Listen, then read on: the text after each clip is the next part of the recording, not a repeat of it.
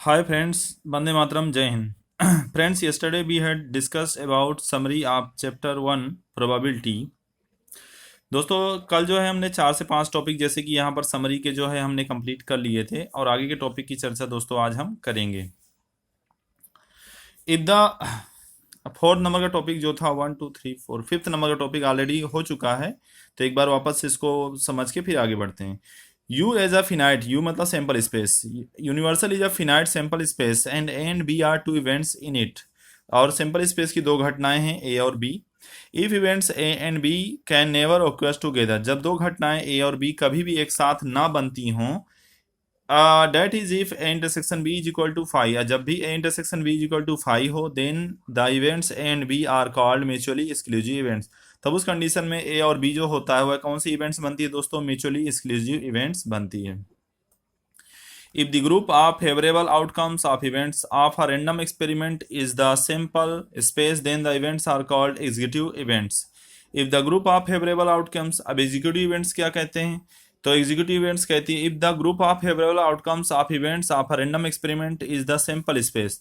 तो यहाँ पर जो भी फेवरेबल आउटकम्स होते हैं, कोई भी इवेंट्स हो, ए हो, बी हो और सी हो, तो जितनी भी मतलब यहाँ पर आपकी इवेंट्स बनती है, तो उनका जो भी इवेंट्स का जो रिजल्ट होता है वह किसके बेस पर होता है? सैंपल स्पेस के बेस पे होता है, तो वहां पर आपका एग्जीक्यूटिव इवेंट्स होता है।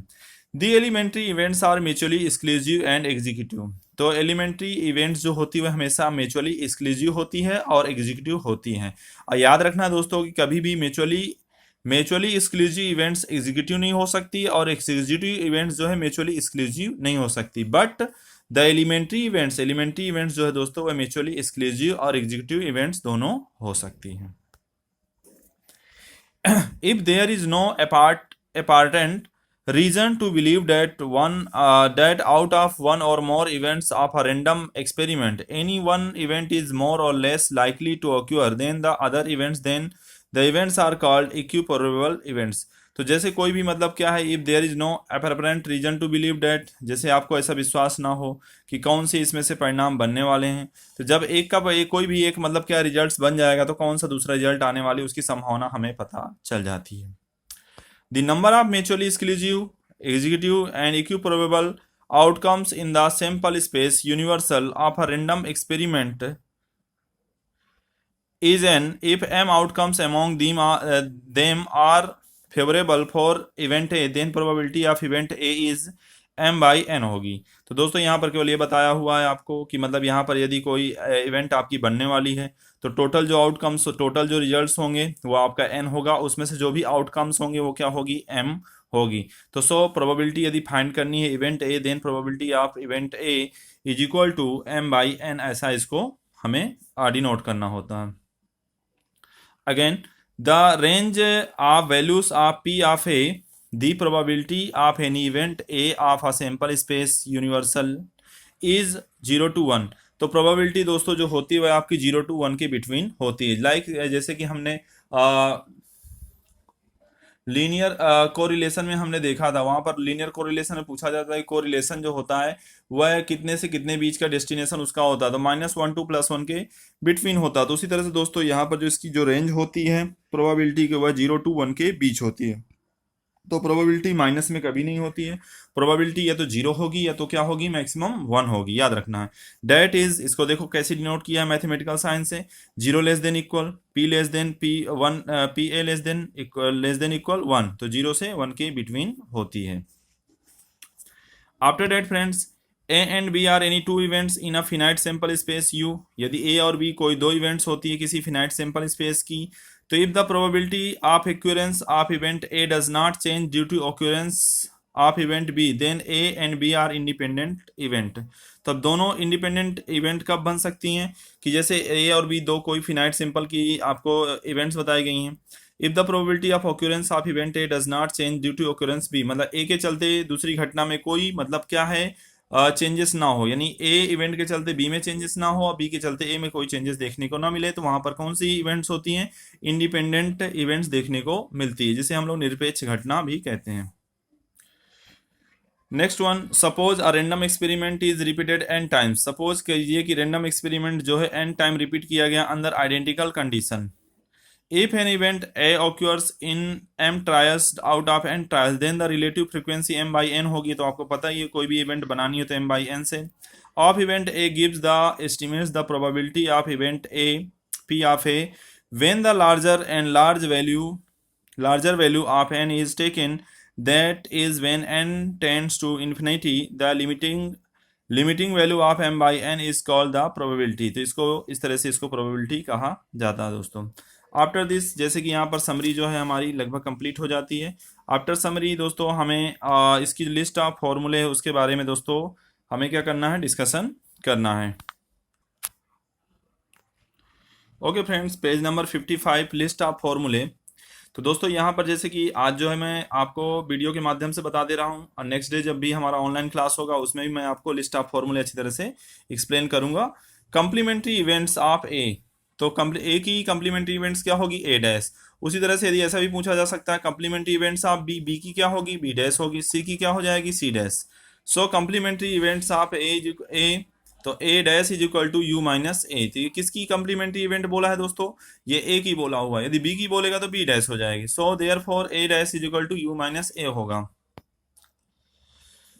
Difference event of A and B, तो आपको याद होगा डिफरेंस इवेंट दो तरह से होती है, ए और बी, या तो बी और ए ऐसा होता है। तो difference event of A and B, therefore A minus B is equal to A intersection B dash. तो difference event of A and B क्या कहता है कि difference event A and B कहता है कि ए बनती हो when events A occur but B does not occur.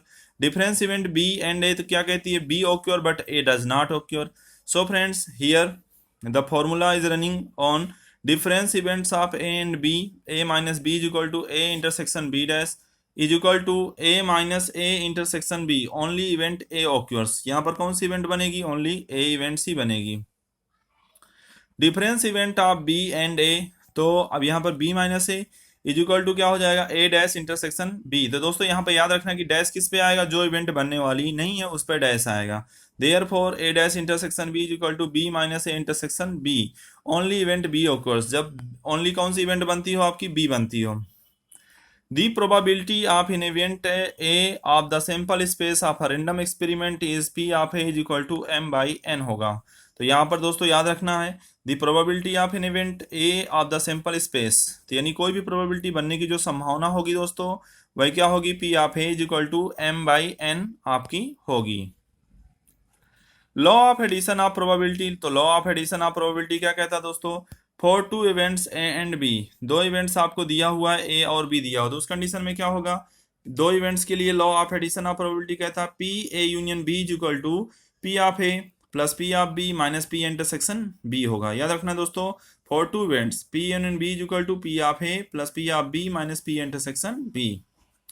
After this fourth any three events A B and C, तीन इवेंट्स आपको दिया हुआ हो, तो then P A union B union C is equal to क्या होगा दोस्तों, P of A plus P of B plus P of C minus P intersection B. A intersection पहले यहाँ आपको ऐसे बनाना है, A intersection B, B intersection C और ए इंटरसेक्शन सी। ठीक है दोस्तों, ऐसे भी आप लिख सकते हो, अल्टरनेट करके भी लिख सकते हो। तो देयरफॉर फिर से once again P A union B union C is equal to P of A plus P of B plus P of C minus P intersection B minus P intersection C minus B intersection C plus P intersection B intersection क्या हो जाएगा दोस्तों, C हो जाएगा। If two events A and B are mutually exclusive, अब दोनों events कैसी हों, म्यूचुअली एक्सक्लूसिव हो, तो दैट मीन्स म्यूचुअली एक्सक्लूसिव में क्या होता है, A union B is equal to U होता है, याद रखना है आपको। तो पी ए यूनियन बी मतलब यहाँ पर प्लस में आपके होंगे, तो P A union B is equal to P of A plus P of B हो जाएगा। If three events A B and C are mutually exclusive, जब ए बी और सी तीनों म्यूचुअली एक्सक्लूसिव हो तो उस कंडीशन में P of A union B union C is equal to P of A plus P of B plus P of C हो जाएगा।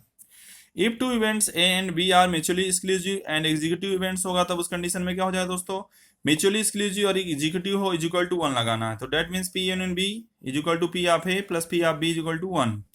If three events A B and C are mutually exclusive and executive, तो दो यदि तीन events आपको दी गई हो A B और सी, दो तीनों मतलब कैसी हो, म्यूचुअली एक्सक्लूसिव और एग्जीक्यूटिव हो, तो उस कंडीशन में क्या हो जाएगा, P of A union B union C is equal to P of A plus P of B plus P of C is equal to 1 हो जाएगा दोस्तों। तो यहाँ तक के टॉपिक की आपको अच्छी तरह से नोट डाउन कर लेना है अपनी नोटबुक में, ये फॉर्मूले समरी और साथ ही साथ इसको अच्छी तरह से आपको रिवाइज करते रहना है। ठीक है दोस्तों, नेक्स्ट डे जब भी ऑनलाइन लेक्चर होगा तभी वापस से मैं इस चीज़ों को आपको क्लियर करवा दूंगा। ठीक है दोस्तों, वंदे मातरम, जय हिंद।